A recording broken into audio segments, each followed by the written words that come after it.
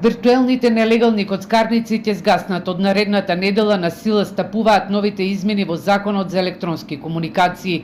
Министерот за дигитална трансформација Стефан Андоновски од ШТИП најави дека се подготвени да ја донесат методологијата со која што ќе се забрануваат нелегалните онлайн приредувачи на среќа. Државна лотарија ќе има обврска на секои 2 или 3 недели да испраќа табела со веб страници кои што ќе треба да бидат забранети. Ние таа ја ажурираме, ја испраќаме како налог за забрана до Агенцијата за електронски комуникации, која што ја забранува преку телеком операторите, што значи дека од испраќањето имаат рок во 3 до 5 дена да постапи Агенцијата за електронски комуникации и телекомите и тие веб страници ќе бидат забранети.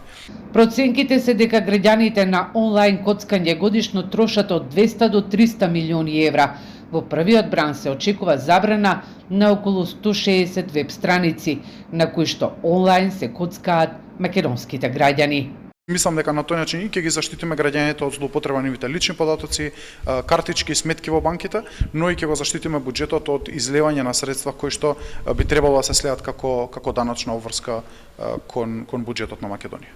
Инаку денеска во ШТИП беше отворен и центар за услуги со што граѓаните ќе можат на едно место да добијат 300 документи од министерства, државни институции и агенции.